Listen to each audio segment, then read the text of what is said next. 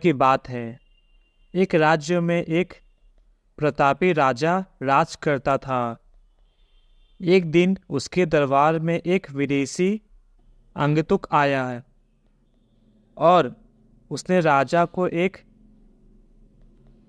सुंदर पत्थर उपहार में दिया। राजा वो पत्थर देखकर बहुत प्रसन्न हुआ। उसने उस पत्थर से भगवान विष्णु की प्रतिमा बनाने का निर्णय किया और उसे उस राज्य के मंदिर में स्थापित करने का निर्णय भी ले लिया। प्रतिमा निर्माण का कार्य राज्य के महामंत्री को सौंप दिया। महामंत्री गांव के सर्वश्रेष्ठ मूर्तिकार के पास गया और उससे वो पत्थर देते हुए बोला, महाराज, मंदिर में विष्णु की एक प्रतिमा स्थापित करना चाहते हैं। 7 दिवस के भीतर इस पत्थर से भगवान विष्णु की प्रतिमा तैयार कर राजमहल पहुंचाना होगा। इसके लिए तुम्हें 50 स्वर्ण मुद्राएं दी जाएगी। 50 स्वर्ण मुद्राएं की बात सुनकर मूर्तिकार बहुत खुश हुआ और महामंत्री के जाने के उपरांत प्रतिमा का निर्माण कार्य प्रारंभ कर दिया। अपने हजारों में से उसने एक हथौड़िया लिया और पत्थर तोड़ने के लिए उस पर हथौड़ियों की वार करने लगा, किंतु पत्थर जस का तस रहा।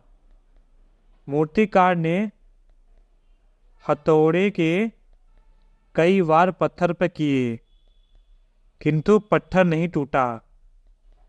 50 बार प्रयास करने के बाद मूर्तिकार ने अंतिम बार प्रयास करने के उद्देश्य से हथौड़ी उठाया, किंतु यह सोचकर हथौड़े से प्रहार करने से पूर्व ही उसने हाथ खींच लिया कि 50 बार वार करने पर भी यह पत्थर नहीं टूटा, तो अब क्या टूटेगा।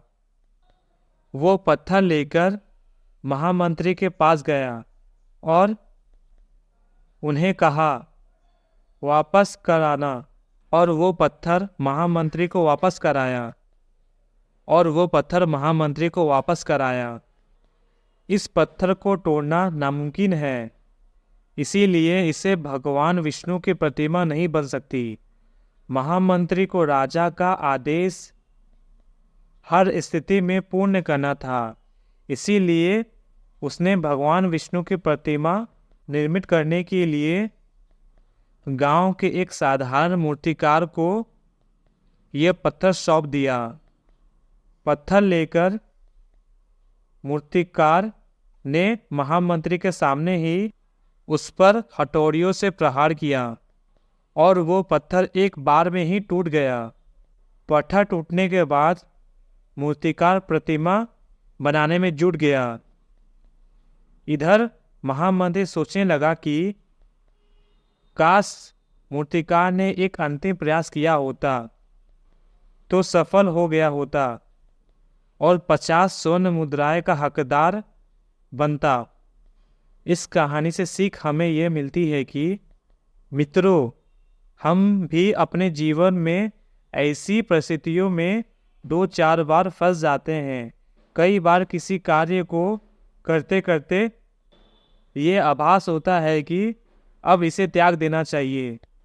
कई बार हम 1-2 परिणाम में असफल होने के बाद प्रयास करना छोड़ देते हैं, जबकि हो सकता है कि कुछ प्रयास करते ही हमारा लक्ष्य प्राप्त हो जाए। यदि जीवन में सफलता प्राप्त करनी है तो बार बार असफल होने पर भी प्रयास करना नहीं छोड़ना चाहिए जब तक सफलता ना मिले।